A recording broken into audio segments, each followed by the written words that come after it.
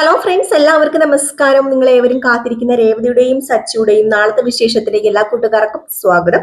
എല്ലാവർക്കും നല്ലൊരു രാത്രി ആശംസിച്ചുകൊണ്ട് തന്നെ നമുക്ക് നാളത്തെ സൂപ്പർ ഹിറ്റ് വിശേഷത്തിലേക്ക് കടക്കാം.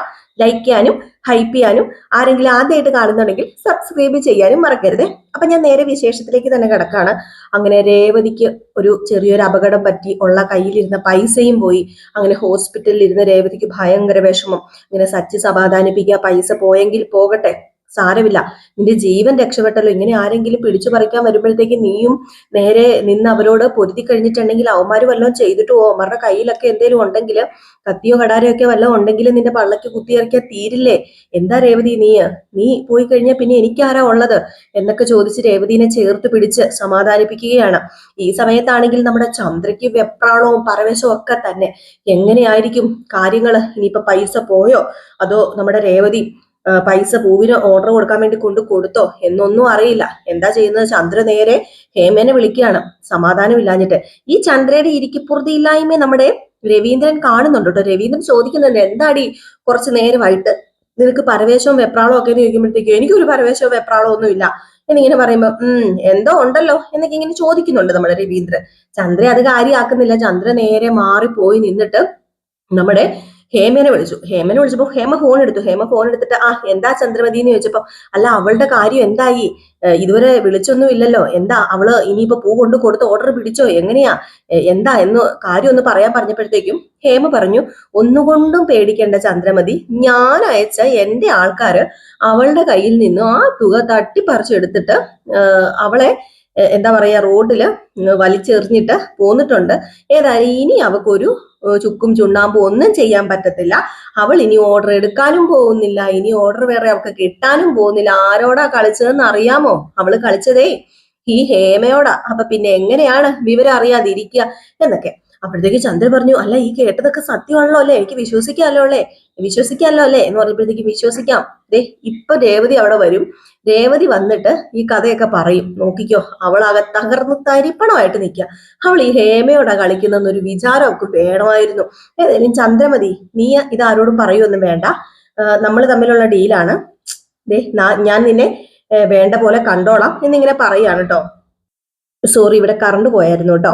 അപ്പൊ അങ്ങനെ നമ്മുടെ ഹേമയും ചന്ദ്രയും കൂടെ ഫോണിൽ സംസാരിക്കുന്ന സീൻ കഴിഞ്ഞ് പിന്നെ കാണിക്കുന്നത് രേവതിയും സച്ചിയും കൂടെ കയറി വരികയാണ് ചന്ദ്രോദയത്തേക്ക്. അങ്ങനെ നമ്മുടെ രേവതിനെ പതുക്കെ പിടിച്ചോണ്ടൊക്കെയാണ് സച്ചി കൊണ്ടുവരുന്നത്. കാത്തു കെട്ടിയിരിക്കുകയാണ് കേട്ടോ നമ്മുടെ ചന്ദ്ര, രേവതി വരുന്ന ആ ഒരു സീൻ ഒന്ന് കാണാനായിട്ട്. അങ്ങനെ ചന്ദ്ര ഇങ്ങനെ നോക്കി കണ്ണിൽ എണ്ണ ഒഴിച്ച് കാത്തു നിൽക്കുന്നു. അയ്യോ, സച്ചിയുടെ വണ്ടി കണ്ടതും എന്റെ പൊന്നോ, നമ്മുടെ എന്താ പറയാ റോക്കറ്റ് വിട്ട പോലെ ഓടി ചെന്നിട്ട് ഇങ്ങനെ നിന്നു. അപ്പോഴത്തേക്കും രേവതിയും സച്ചിയും കയറി വന്നേ. അപ്പൊ രേവതിയും സച്ചിയും കയറി വന്ന ഉടനെ തന്നെ നമ്മുടെ ചന്ദ്ര രേവതിനെ അങ്ങ് അടിമുടി അങ്ങ് നോക്കി കേട്ടോ. രേവതി ഇങ്ങനെ എന്താ പറയാ വല്ലാത്ത അവശതയിലാണ്. രേവതിക്ക് അത് നോക്കാനോ അല്ലെങ്കിൽ പിന്നെ പ്രതികരിക്കാനോ ഒന്നും പറ്റത്തില്ല. അപ്പൊ രവീന്ദ്രൻ വന്നിട്ട് ഇതെന്താണ് നീ ഇവളെ പിടിച്ചോണ്ട് വരുന്നതെന്ന് ചോദിച്ചു. അത് പിന്നെ അച്ഛാ ഒരു സംഭവം ഉണ്ടായി എന്ന് പറഞ്ഞു. എന്ത് സംഭവം? എന്താ പറ്റിയത്? അല്ല മോളുടെ കൈക്ക് എന്താ പറ്റിയത് എന്ന് ചോദിച്ചപ്പോഴത്തേക്കും രേവതി ഭയങ്കര കരച്ചില്. അപ്പം രവീന്ദ്രൻ, എന്താ മോളെ നീ കരയുന്നത്? നീ ഇവിടുന്ന് സന്തോഷത്തോടെ പോയതല്ലേ? നീ പൂവിന്റെ ഓർഡർ അവിടെ കൊടുക്കാനായിട്ട് നീ പോയതല്ലേ? അപ്പൊ നിനക്ക് എന്താ പറ്റിയത് മോളെ എന്ന് ചോദിച്ചപ്പം, അത് പിന്നെ അച്ഛ ഒരു സംഭവം നടന്നു. നമ്മുടെ രേവതിക്ക് ആ ഓർഡർ കിട്ടുന്നു തോന്നുന്നില്ല. കാരണം അവള് കൊണ്ടുപോയ ആ 5 ലക്ഷം രൂപ ഏതോ കള്ളന്മാര് വന്ന് അവളുടെ കയ്യിൽ നിന്ന് പിടിച്ചു പറിച്ചുകൊണ്ട് പോയെന്ന്. അയ്യോ, ഇത് കേട്ടതും രവീന്ദ്രൻ, എന്താ സച്ചി ഈ പറയുന്നത്? കള്ളന്മാര് വന്ന് പിടിച്ചു പറിച്ചുകൊണ്ട് പോയെന്നോ? എന്താ രേവതി ഇത് എന്ന് ചോദിച്ചപ്പോഴത്തേക്കും രേവതി പറയുന്നതേ ഇല്ല. അപ്പോഴത്തേക്കുവാണെങ്കിൽ ചന്ദ്ര, എന്തൊക്കെയായിരുന്നു മലപ്പുറം കത്തി, കോഴിക്കോടൻ ഹലുവ, എന്നിട്ടിപ്പൊ എന്തായി? അതെ, ഇതെല്ലാം മേളിൽ നിന്ന് ഒരാൾ കാണുന്നുണ്ട്. അവര് തരുന്നതാണ്. അഹങ്കാരം പാടില്ല. ഞാൻ പറഞ്ഞില്ലേ നിന്നോട്? എടീ, നമുക്ക് വിധിച്ചിരിക്കുന്നത് ചെയ്യണം. അല്ലാതെ നമുക്ക് കയ്യെത്തിപ്പിടിക്കാത്ത സ്ഥലത്ത് കയ്യെത്തിപ്പിടിക്കാൻ നോക്കിയാൽ മൂക്കും കുത്തി താഴെ വീണ് തരിപ്പണമായി പോകുന്നല്ലാതെ എന്തെങ്കിലും പ്രയോജനം ഉണ്ടോ? അതിന് യാതൊരു പ്രയോജനവും ഉണ്ടാകത്തുമില്ല. നിന്നോട് പറഞ്ഞപ്പോ നീ ഓർക്കണമായിരുന്നു. അപ്പൊ നീ കരുതി എനിക്ക് നീ അങ്ങോട്ട് വളർന്നങ്ങോട്ട് പന്തലിച്ച് കയറുന്നതിന്റെ കുശുമ്പാണെന്ന്. സച്ചു പറഞ്ഞു, അമ്മയൊന്ന് നിർത്തുന്നുണ്ടോ? ശവത്തെ കുത്തരുത് എന്ന് പറഞ്ഞപ്പോഴത്തേക്കും, ഓ അപ്പം ശവം ആയല്ലോ അല്ലേ എന്ന് നമ്മുടെ ചന്ദ്ര. അപ്പൊ രവീന്ദ്രൻ പറഞ്ഞു, എന്റെ പൊന്നു ചന്ദ്രൻ, നീ ഒന്നും മിണ്ടാതിരിക്കുക. നീ എന്തിനാ ഇപ്പൊ ഇങ്ങനെയൊക്കെ പറയുന്നത്? ഇപ്പൊ സത്യം പറഞ്ഞിട്ടുണ്ടെങ്കിൽ കൊച്ചിന് ഓർഡർ കിട്ടാത്തതിന്റെ വിഷമവും അതുപോലെ അവളുടെ കൈയൊക്കെ കണ്ടില്ലേ. ഈ സമയത്ത് അവളെ സമാധാനിപ്പിക്കുകയല്ലേ ചെയ്യണമെന്ന് പറഞ്ഞപ്പം സമാധാനിപ്പിക്കുക. ഇവക്കെ അഹങ്കാരമാ, മുഴുത്ത അഹങ്കാരം. അതിനെല്ലാം കൂട്ടു നിൽക്കാനായിട്ട് അമ്മായി അച്ഛനും കെട്ടിയവനും കൂടെ ഉണ്ടല്ലോ. അപ്പൊ പിന്നെ ഇവളുടെ അഹങ്കാരത്തിന് ഇതെല്ലാം കുറവ് കാണുമോ? കൂടുമല്ലേ ഉള്ളൂ. ഇനിയെങ്കിലും ഒന്ന് മനസ്സിലാക്ക. ഇവളുടെ താളത്തിനൊത്ത് തുള്ളിയിട്ടുണ്ട് സച്ചി, നിനക്കായിരിക്കും നഷ്ടം വരാൻ പോകുന്നത്. നിങ്ങളെ വിചാരിച്ച പോലെ അല്ല ഹേമ. ആ ഹേമയുണ്ടല്ലോ വലിയ ആളാ. അവള് വിചാരിച്ചാൽ എന്താ സാധിക്കാത്തത്? ദേ ഞാൻ പറഞ്ഞല്ലോ, നമുക്ക് ആനയും ആടും തമ്മിലുള്ള വലിപ്പ വ്യത്യാസമുണ്ട്. അതനുസരിച്ച് വേണം ഓരോ കാര്യങ്ങളൊക്കെ ചെയ്യാനായിട്ട്. അല്ലാതെ ഇതിപ്പം പണ്ടാരാണ്ട് പറഞ്ഞതുപോലെ എന്നെ കൊണ്ടൊന്നും പറയിപ്പിക്കരുതെന്ന് പറഞ്ഞു ചന്ദ്ര. രവീന്ദ്രൻ പറഞ്ഞു, അതെ നീ എന്നെ കൊണ്ടൊന്നും പറയിപ്പിക്കണ്ട, നീ ഇപ്പം മിണ്ടാതിരിക്കുക. മോളെ രവതി, നീ വിഷമിക്കാതെ. ആ പൈസ പോയെങ്കിൽ പോട്ടെ, നീ നിന്റെ ജീവനെങ്കിലും തിരിച്ചു കിട്ടിയല്ലോ. കള്ളന്മാരെന്നൊക്കെ പറയുമ്പോഴത്തേക്കും അല്ല സംഭവിച്ചത് എന്താണ് എന്ന് ചോദിച്ചപ്പോഴത്തേക്കും നമ്മുടെ സച്ചി കാര്യങ്ങളൊക്കെ രവീന്ദ്രനോട് പറഞ്ഞു.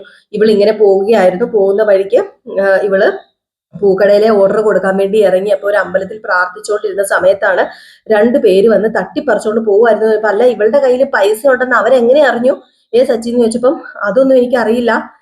ഏതായാലും രേവതിക്ക് ഭയങ്കര വിഷമമാണ്. പാവം ദേവു ഒരുപാട് കഷ്ടപ്പെട്ട് ഉണ്ടാക്കിയ പൈസയല്ലേ. കുറെ പൈസ അവള് നീക്കി വെച്ചിരുന്നതും അതുപോലെ തന്നെ ആരുടെയോ കയ്യിൽ നിന്ന് കടമൊക്കെ മേടിച്ചു കൊടുത്തതാ. അതുകൊണ്ട് അവൾക്ക് ഭയങ്കര സങ്കടം. ഓർഡർ കിട്ടാഞ്ഞിട്ടല്ല, പൈസ പോയല്ലോ എന്ന് ഓർത്തിട്ടാ രേവതിക്ക് സങ്കടം എന്ന് പറഞ്ഞു. രേവതി ഈ സമയത്ത് അകത്തേക്ക് ഓടി കരഞ്ഞുകൊണ്ട് ഓടി പോവാണ്. ചന്ദ്രമതി ആണെങ്കിൽ എന്താ ഭയങ്കര സന്തോഷത്തോടു കൂടി ഇങ്ങനെ ഇരിക്കുകയാണ് കേട്ടോ. നമ്മുടെ ചന്ദ്രമതിയുടെ മുഖം കണ്ടു കഴിഞ്ഞിട്ടുണ്ടെങ്കിൽ തൃശ്ശൂർ പൂരത്തിന്റെ അത്രയും എന്താ പറയാ, അത്രയും ലൈറ്റ് സെറ്റിങ്സ് ഒക്കെ വെച്ചിട്ടുള്ള പോലെ തോന്നും. അതുപോലെയാണ് നമ്മുടെ ചന്ദ്രമതിയുടെ മുഖം ഇരിക്കുന്നത്. അത്രയ്ക്ക് സന്തോഷം. രവീന്ദ്രൻ പറഞ്ഞു, എടാ നീ ഒരു കാര്യം ചെയ്യാൻ, നീ അകത്ത് ചെന്ന് സമാധാനിപ്പിക്കാൻ നോക്കാം അവളെ. അവള് ഒരുപാട് തകർന്നിരിക്കുകയായിരിക്കും, നമുക്ക് എന്തെങ്കിലും പരിഹാരം ഉണ്ടാക്കാം മക്കളെ എന്ന് പറഞ്ഞു. എന്നാ പിന്നെ ഞാൻ പോട്ടെ എന്ന് പറഞ്ഞപ്പോഴത്തേക്കും ചന്ദ്ര പറഞ്ഞു, ഇപ്പൊ എങ്ങനെയായി രവിയേട്ടാ? ഞാൻ പറഞ്ഞില്ലേ നിങ്ങളെ ഇനി അവളെ സപ്പോർട്ട് ചെയ്ത് നിൽക്കുക. അവളിങ്ങനെ സപ്പോർട്ട് ചെയ്ത് നിന്നിട്ടാണ് അവളിപ്പോ ഓരോന്ന് ചെയ്യുന്നതല്ല. നിങ്ങളും അങ്ങോട്ട് കൊടുത്താരത്തല്ല പൈസ, അതും കൊണ്ട് അവള് തുലച്ചു കളഞ്ഞില്ലേ? ഇവക്കൊന്നും ഇത് പറഞ്ഞിട്ടില്ല രവിയേട്ടാ. ഇവക്ക് ഏതെങ്കിലും ഒരു ചെറിയ പൂക്കടയിട്ട് 10 പൂവും വിറ്റ് അതിന്റെ പൈസയും മേടിച്ച് ജീവിക്കാൻ മാത്രമേ പറഞ്ഞിട്ടുള്ളൂ. ഒരു എണ്ണം കെട്ട പെണ്ണ അവള് എന്നൊക്കെ ഇങ്ങനെ നിന്ന് പറയാം. രവീന്ദ്രൻ പറഞ്ഞു, നിന്നോട് പറഞ്ഞിട്ട് കാര്യമില്ല, അതുകൊണ്ട് നീ ഇവിടെ കിടന്ന് ചിലയ്ക്കാം. എനിക്ക് നീ പറയുന്നത് കേൾക്കാൻ നേരമില്ലെന്ന് പറഞ്ഞ് രവീന്ദ്രൻ അങ്ങ് കയറിപ്പോയി.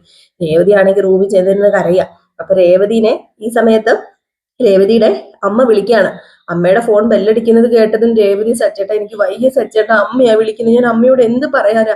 അമ്മയ്ക്ക് ഒരുപാട് സന്തോഷത്തിലായിരുന്നു, ഇനി ദേവുവിനോട് ഞാൻ എന്ത് പറയും? എനിക്ക് വയ്യ സച്ചേട്ടാ എന്ന് പറയുമ്പം, എടി നീ ഫോൺ എടുക്കുക, ഫോൺ എടുത്തിട്ട് നീ സംസാരിക്കുക, നമുക്ക് പറയാതിരിക്കാൻ പറ്റത്തില്ലല്ലോ എന്ന് പറഞ്ഞു. അങ്ങനെ ഫോൺ എടുത്തിട്ട് മോളെ രേവതി, നീ ആ പൂവിന്റെ ഓർഡർ കൊടുക്കാനൊക്കെ പോയോ എന്നൊക്കെ ചോദിച്ചപ്പോഴത്തേക്കും രേവതി പറഞ്ഞു, അത് പിന്നെ അമ്മേ, എനിക്ക് ഒരു അബദ്ധം പറ്റി അമ്മേ. എന്റെ കയ്യിലിരുന്ന പൈസ ഇല്ലേ, അത് ഞാൻ കടയിൽ കൊണ്ടു കൊടുക്കാൻ പോയതാണ്. അപ്പോഴത്തേക്കും കുറച്ചു പേര് വന്ന് പൈസ തട്ടിക്കൊണ്ട് പോയി.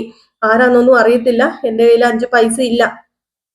ഇപ്പൊ ഒരു പൈസ ഇല്ല, ഇനിയിപ്പോ ഓർഡറും കിട്ടത്തില്ല. പാവം എന്റെ ദേവു കഷ്ടപ്പെട്ടുണ്ടാക്കിയ പൈസ അല്ലേ അമ്മേന്ന് പറയുമ്പോഴത്തേക്കും നമ്മുടെ ലക്ഷ്മി ആണെങ്കിൽ, മോളെ എന്താ ഞാൻ ഈ കേൾക്കുന്നത്?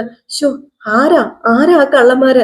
നിന്റെ കയ്യിൽ അത്രയും പൈസ ഉണ്ടെന്ന് അവരെങ്ങനെയാ അറിഞ്ഞത് എന്നൊക്കെ. അപ്പോഴത്തേക്കും രേവതി പറഞ്ഞു, എനിക്ക് അറിയില്ല അമ്മേ, എനിക്ക് ഭാഗ്യമില്ലാത്തവളായി പോയി, ഞാൻ വെറും ഭാഗ്യദോഷിയായി പോയി അമ്മേ, ഞാൻ വെറും ഭാഗ്യദോഷിയായി പോയി എന്നൊക്കെ പറഞ്ഞ് ഭയങ്കര കരച്ചിൽ. അപ്പൊ തന്നെ നമ്മുടെ സച്ചി ഫോൺ മേടിച്ചിട്ട്, അമ്മ ഇപ്പം വിളിക്കണ്ട, കുറച്ച് കഴിഞ്ഞ് വിളിച്ചാൽ മതി, അവൾ ആകെ സങ്കടത്തിലാണെന്ന് ചോദിച്ചപ്പോഴത്തേക്കും, അല്ല അവൾക്ക് പ്രശ്നമൊന്നും ഇല്ലല്ലോ എന്ന് പറയുമ്പോ, കൈയുടെ തൊലി അങ്ങാണ്ട് ഇച്ചിരി പോയിട്ടുണ്ട്, വേറെ കുഴപ്പമൊന്നും ഇല്ലാന്ന് പറയുമ്പോ, മോളെ നല്ല മോനെ, അവളെ നീ സമാധാനിപ്പിക്കണം. ഇനിയിപ്പോ ആ പൂവിന്റെ ഓർഡർ അതിനിപ്പം എന്ത് ചെയ്യും? എന്റെ മോളുടെ ഒരു ആഗ്രഹമായിരുന്നു, അവളുടെ ഒരു സ്വപ്നമായിരുന്നു അത് എന്ന് പറഞ്ഞപ്പോഴത്തേക്ക് സച്ചു പറഞ്ഞു, രേവതിയുടെ സ്വപ്നം സാധിച്ചു കൊടുക്കാനാണല്ലോ ഇവിടെ സച്ചി ജീവനോടെ ഇരിക്കുന്നത്. സച്ചിക്ക് ജീവനുള്ളിടത്തോളം കാലം രേവതിയുടെ സ്വപ്നം ഈ സച്ചി സാധിച്ചു കൊടുക്കും, നോക്കിക്കോ. അങ്ങനെ ഒരു ഓർഡർ എടുത്തിട്ടുണ്ടെങ്കിൽ അവൾ അത് ചെയ്തിരിക്കും. അവൾ അങ്ങനെ ഒരു ഓർഡർ ചെയ്തിട്ട് അത് അവൾ തന്നെ അത് ഡീൽ ചെയ്ത് അവൾ തന്നെ ഇതെല്ലാം അറേഞ്ച് ചെയ്ത് അവൾ തന്നെ ആയിരിക്കും ആ ഡെക്കറേഷൻ ഒക്കെ ചെയ്യുന്നത്. അത് ഈ സച്ചിയാ പറയുന്നത്. സച്ചിയുടെ കുക്കിന് ജീവൻ ഉണ്ടെങ്കിൽ രേവതി ഇത് ചെയ്തിരിക്കുന്നു പറഞ്ഞു. അപ്പം സച്ചിയോട് രേവതി പറഞ്ഞു, വേണ്ട സച്ചിയേട്ടാ, എനിക്കിത് വിധിച്ചിട്ടില്ലാത്തത് തന്നെയാ, വെറുതെ എന്തിനാ ഇനി ഇതിന്റെ പുറകെ പോകുന്നു പറയുമ്പോ, അല്ല ഇത് ആരാ തട്ടിക്കൊണ്ട് പോയതെന്നൊക്കെ അറിയണമല്ലോ, ആരാണ് ഈ പൈസ എടുത്തതെന്ന് നമുക്ക് അറിയണമല്ലോ. അത് അറിയാതെ ഇരിക്കാൻ പറ്റത്തില്ലല്ലോ, കാരണം നമുക്ക് ഇതിന്റെ പിന്നിൽ എന്താണ് എന്ന് നമുക്ക് അറിയണം. അപ്പം രേവതി പറഞ്ഞു, എനിക്കൊരു സംശയമുണ്ട്, ആ ഹേമ തന്നെയാണോ എന്ന്, അല്ലെങ്കിൽ പിന്നെ എന്റെ കയ്യിൽ ഈ സമയത്ത് ഈ പൈസ വരികയോ അങ്ങനെ ഒരാൾ വന്ന് തട്ടിക്കൊണ്ട് പോവുകയൊക്കെ ചെയ്യുന്നത്, അപ്പൊ ഇതിന്റെ പിന്നിൽ ഹേമ തന്നെ ആയിരിക്കും എന്ന് പറയുമ്പോഴത്തേക്ക് സച്ചിൻ പറഞ്ഞ അതെ, വേറെ ആരുമല്ല, അവള് തന്നെയാ, അവക്കിട്ടുള്ള പണി നമുക്ക് കൊടുക്കാം, നമുക്ക് ഈ സച്ചിയുടെ അടുത്തല്ലേ അവളുടെ കളി എന്ന് പറഞ്ഞപ്പോഴത്തേക്കും സച്ചേട്ടാ ഇനി വേറെ ഒന്നിനും പോകണ്ട സച്ചേട്ടാ, ഇനി എന്തിനേലും ഒക്കെ പോയി കഴിഞ്ഞിട്ടുണ്ടെങ്കിൽ എന്ന് പറഞ്ഞപ്പോഴത്തേക്കും അങ്ങനെ വെറുതെ ഇരുന്നാൽ പറ്റത്തില്ലല്ലോ, ആദ്യം നമുക്ക് എങ്ങനെയെങ്കിലും പൈസ ഉണ്ടാക്കി ആ പൂക്കടക്കാരന് ഓർഡർ കൊടുക്കണം, ഇനി കുറച്ച് ദിവസമല്ലേ ഉള്ളൂ, രണ്ടു ദിവസം ഒരു ദിവസം അങ്ങാണ്ടല്ലേ ഉള്ളൂ, അപ്പൊ അതിനു മുമ്പ് എങ്ങനെയെങ്കിലും പൈസ ഉണ്ടാക്കണം എന്ന് നമ്മുടെ രേവതി അല്ല സച്ചി തീരുമാനിക്കുകയാണ് കേട്ടോ. ഇനി ഇതിനിടയിൽ ശവത്തി കുത്താനായിട്ട് നമ്മുടെ ചന്ദ്ര വരുന്നുണ്ട് രേവതിയുടെ അടുത്ത്. എന്നിട്ട് ചോദിക്കുന്നുണ്ട്, നീ എന്തിനാണ് ഇതിനിറങ്ങി പുറപ്പെട്ടത്, നിനക്ക് ഇതിന്റെ വല്ല കാര്യം ഉണ്ടായിരുന്നോ, നീ കാരണം ഇപ്പം നിന്റെ കുടുംബത്തിന്റെയും കൂടെ പൈസ അല്ലേടി നഷ്ടപ്പെട്ടു പോയിരിക്കുന്നത്, ഇവിടെ ഇങ്ങേരെ എങ്ങനെയെങ്കിലും ആ പൈസ ഉണ്ടാക്കുന്നത് അറിയാലോ, പെൻഷൻ കിട്ടുന്ന പൈസ അതുകൂടെ നീ കൊണ്ട് തൊലച്ച് കളഞ്ഞില്ലേടി, നീ ഈ കുടുംബത്തിനോ നിന്റെ കുടുംബത്തിനോ ഗതിയില്ലാത്തവളായി പോയില്ലേടി എന്നൊക്കെ പറയുന്നു കേട്ടോ. ഇതൊക്കെ കേൾക്കുമ്പോഴത്തേക്ക് നമ്മുടെ രേവതിക്ക് പ്രതികരിക്കാൻ പറ്റണില്ല.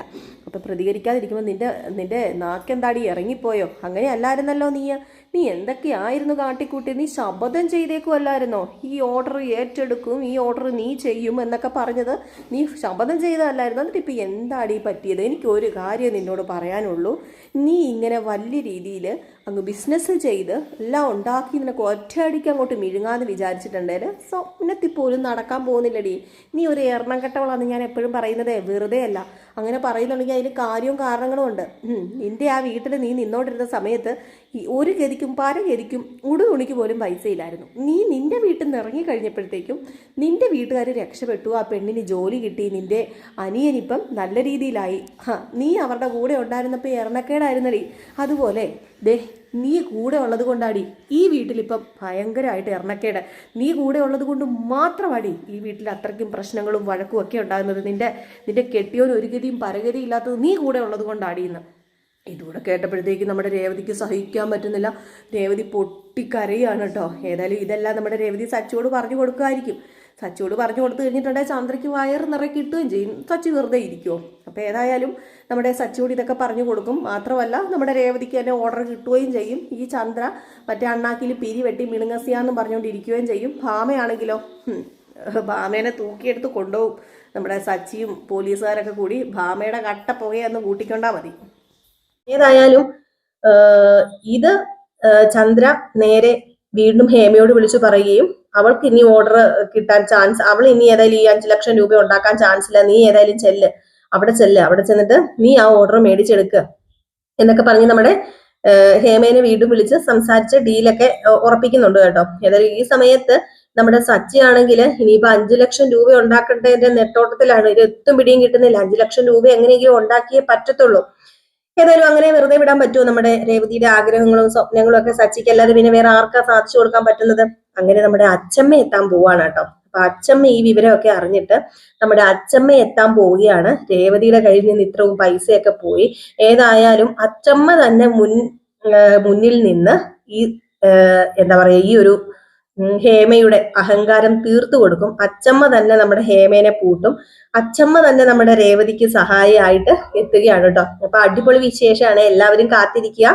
നമ്മൾ ഇന്നും ഫുൾ വിശേഷവും അതുപോലെ തന്നെ വൈകിട്ട് പ്രമവിശേഷവും ഇപ്പൊ ഇടുന്നുണ്ട് കേട്ടോ, മിസ് ചെയ്ത് കളയരുതേ. കിടിലൻ വിശേഷങ്ങളാണ് വരാൻ പോകുന്നത്. ഇവിടെ കറണ്ടിന്റെ പ്രോബ്ലം ഉള്ളത് കൊണ്ടാണ് നമുക്ക് ചിലപ്പോൾ കറക്റ്റ് വീഡിയോസ് ഒന്നും ഇടാൻ പറ്റാത്തത്. ഇപ്പൊ മഴയൊക്കെ ആയതുകൊണ്ട് നമ്മുടെ ഇടുക്കിയുടെ കാര്യം നിങ്ങൾക്ക് അറിയാലോ. അപ്പൊ ആ ഒരു അവസ്ഥയാണ്, കറണ്ടിന് ഭയങ്കരമായിട്ട് ബുദ്ധിമുട്ടാണ്. അവർക്കിട്ട് കൂടാതെ ഇപ്പം ഏത് നേരവും കറണ്ടൊക്കെ പൊക്കോണ്ടിരിക്കുകയാണ്. അപ്പൊ അതുകൊണ്ട് നമുക്ക് വീഡിയോസ് നമുക്ക് ഇടാൻ പറ്റത്തില്ല. അപ്പൊ അതാണ് കേട്ടോ, ഇടയ്ക്കിടയ്ക്ക് വീഡിയോസ് ഒക്കെ നിങ്ങൾക്ക് മിസ് ആകുന്നത്, അല്ലാതെ നമ്മുടെ മനഃപൂർവ്വം വീഡിയോ ഇടാത്തതല്ല കേട്ടോ. അപ്പം നിങ്ങളുടെ എല്ലാ സപ്പോർട്ടും ഉണ്ടാകുന്ന പ്രതീക്ഷയോട് കൂടി നിർത്തുന്നു. അപ്പൊ ഇതിന്റെ ബാലൻസ് കഥയുമായിട്ട് ഞാൻ നാളെ വൈകിട്ട് വരാട്ടോ. നാളെ രാവിലെ ഫുൾ വിശേഷം ഇടുന്നതായിരിക്കും. ഇത് തന്നെയാണ് നമ്മുടെ ഫുൾ വിശേഷം എന്ന് പറയുന്നത്. നാളത്തെ കഥയാണ് ഞാനിപ്പോ പറഞ്ഞിരിക്കുന്നത്. നമ്മൾ വിത്ത് ഡയലോഗ് സഹിതം എന്നും ഒരു ഡയലോഗ് പോലും കളയാതെ കേട്ടോ നമ്മൾ വിശേഷം ഇടുന്നത്. അതുകൊണ്ടാണ് രാവിലെ ഇടുന്ന വിശേഷത്തിന് അത്ര ലെങ്തി ആയി പോകുന്നത്. നമ്മൾ ഒരു ഡയലോഗ് പോലും മിസ്സാക്കാറില്ല. രാവിലെ എന്റെ വിശേഷം കാണുന്നവർക്ക് വൈകിട്ട് അത് കാണുമ്പോൾ മനസ്സിലാവും. അപ്പൊ അതുകൊണ്ടാണ് കേട്ടോ നമ്മൾ കുറച്ച് ലെങ്തി ആയി പോകുന്നത് കേട്ടോ. അപ്പൊ പറഞ്ഞ് നീട്ടി കുളവാക്കുന്നില്ല. ലൈക്ക് ചെയ്യാനും ഹൈപ്പ് ചെയ്യാനും മറക്കരുത്. കൂടെ സബ്സ്ക്രൈബ് ചെയ്യാൻ മറക്കരുത്. നമ്മുടെ ഫേസ്ബുക്ക് പേജിലാണ് കാണുന്നതെങ്കിൽ ഫോളോ ചെയ്യാൻ മറക്കരുത് കേട്ടോ. അപ്പം എല്ലാവർക്കും എൻ്റെ പേരിൽ എൻ്റെ ഹൃദയത്തിന്റെ ഭാഷയിൽ നന്ദി പറഞ്ഞുകൊണ്ട് നിർത്തുന്നു. Tata bye bye. ലൈക്ക് ചെയ്യുക, ഹൈപ്പ് ചെയ്യുക.